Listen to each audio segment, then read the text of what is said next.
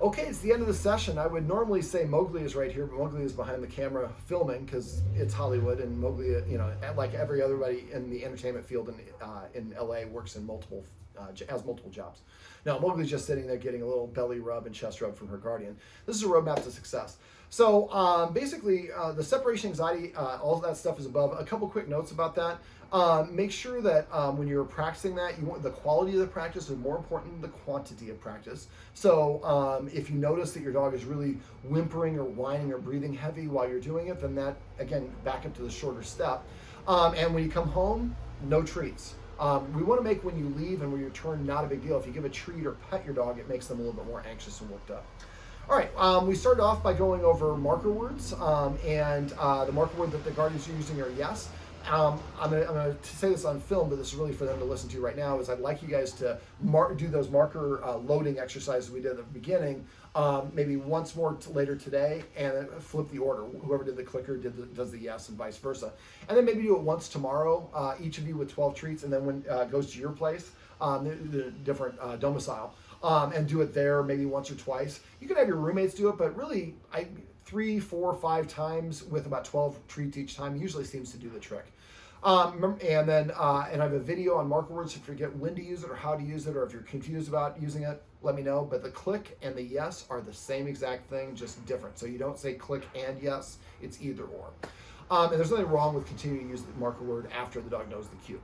We also went over cues, and one of the things you might want to do is come up with a list of the official command cues. So that way you can say vocabulary to the other person. They come here, vocabulary, oh, come.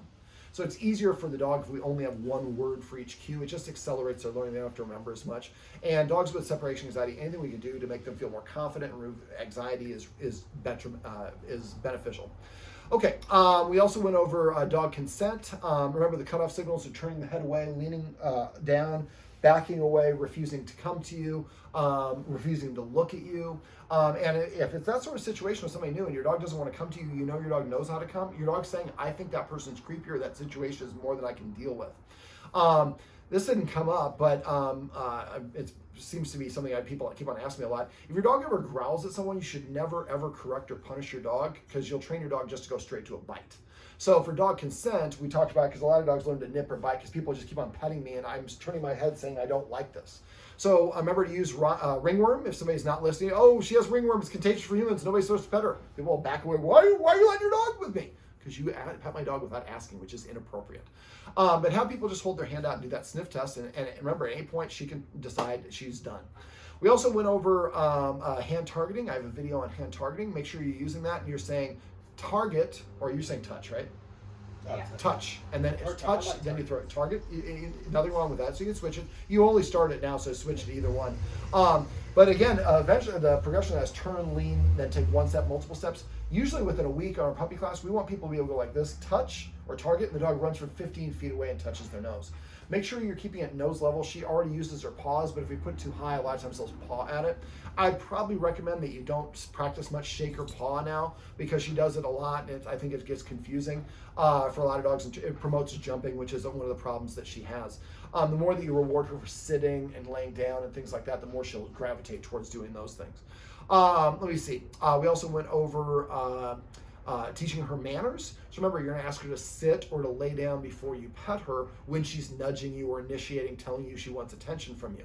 And then make sure when you say it one time only. When she does it, you say your marker word and pet her. And if you say it once and she doesn't do it, lean back in your chair, go back to playing Legend of Zelda, or write a song, or do whatever it is you want to do, and then let the dog know, hey, I wanted to pet you and you couldn't be bothered to do it. That's totally cool, and there's no punishment. I'm just on to the next thing.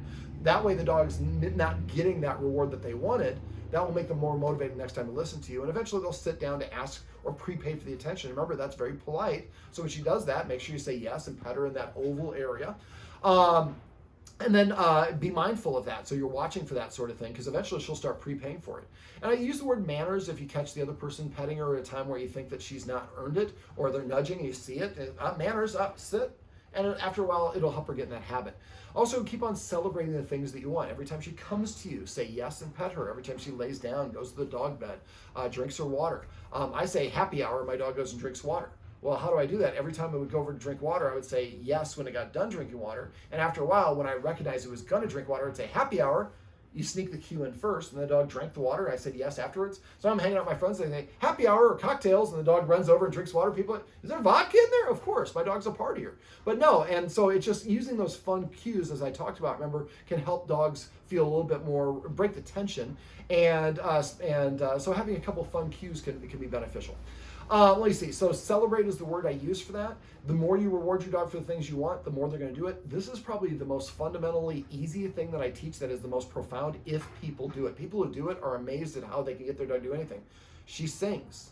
So when she sings, say yes, and then pet her afterwards. And after a while, when she starts singing, you can, and the way I usually do it, what I did for Grumble is, of course, we kind of got in the mood of grumbling.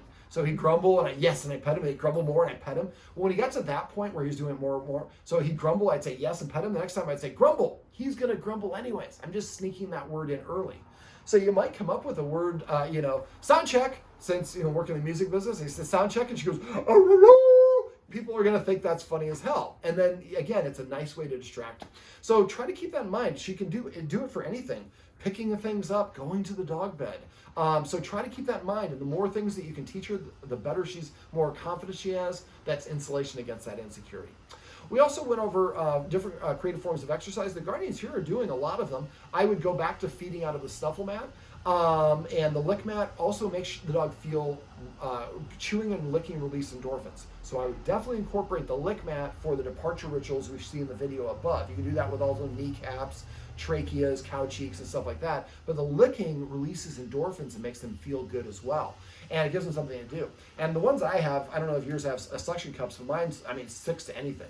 Get the one with suction cups, because then you can put it on your hardwood floor there and she can't move it around. And so peanut butter or frozen yogurt work great for that.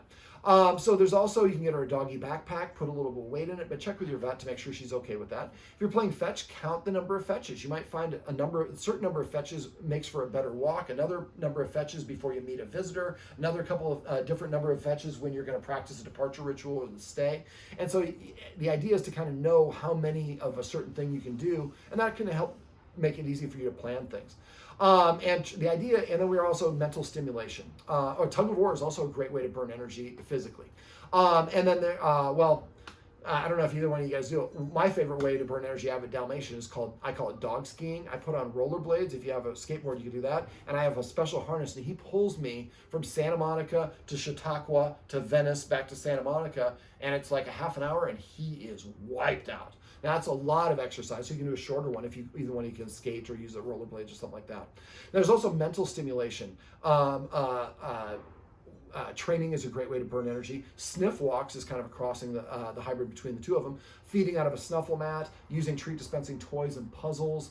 And then we went over cookie in the corner. So remember, and I have a video for that one as well. So remember, you're going to throw one, and then say, find it as you throw it. The dog looks it up, you say yes, and then say come, so she comes back to you. And eventually find an area where you can throw that treats from a farther distance. But eventually you say, find it and point, and there's a bunch of treats there. I would also do find it on the walk like we did when we went out to move my car. So have some treats every once in a while. There's no dogs around, find it. So that way if the dog or somebody comes around that she doesn't like, and you see them out of corner, you can start doing find it and let the other dog pass by, and she won't even know because it's across the street.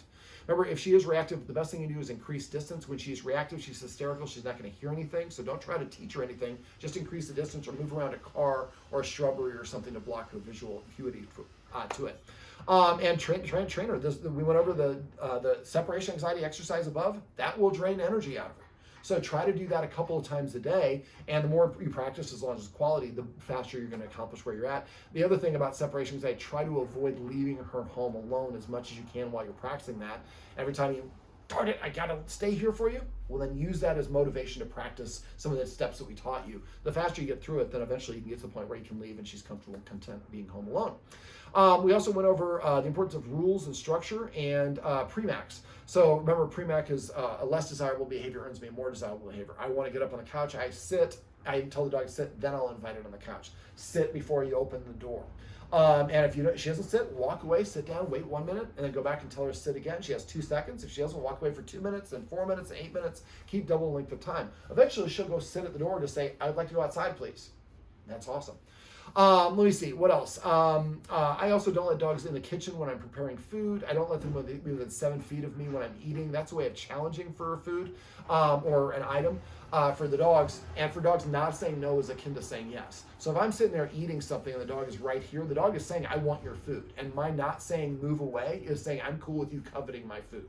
So that might be where you teach the dog to go to the dog bed. There's something called the relaxation protocol. I can send you the PDF of it. You can just Google relaxation protocol. It's a series of steps to teach the dog to stay on the dog bed while you walk away, eventually get on the phone, you're jogging, you're clapping, you're leaving the door. So it is actually part of, we have in my Midwest location, we have like a 7-day or a 7-visit for separation anxiety. I kind of try to do it all in one video for you guys above, but the relaxation protocol is a part of what we do, so it might be something you guys might want to look up. Let me see, and then the rest of the stuff is separation anxiety in the video above. Now, if you have questions, please call me or text me. If I don't hear from you, I assume everything's going great, and I will be upset with you if you have a question and wait till you have 2 or something like that, because I can't help you. I've got thousands of videos I'm happy to share with you. I don't charge for phone calls or texts, so please make sure you let me know if you have any questions. Oh, positive eruptor. We went over the positive eruptor. So positive eruptor, and then I throw my hand. She comes over, I put the treat on my hand. And so remember, use the positive eruptor when she's doing things you don't want instead of saying her name, so you don't make her name yes. I'll give you that one there, but I'm going to have you go over there because I want you to look this way. But use that positive eruptor when she's doing undesirable activities, so that way, instead of doing the undesirable activities, yes, you're calling her away from them and giving her something else to do. All right, well, this is my buddy Mowgli, and this is Mowgli's Roadmap to Success. Remember, everything you do trains your dog, only sometimes you mean it.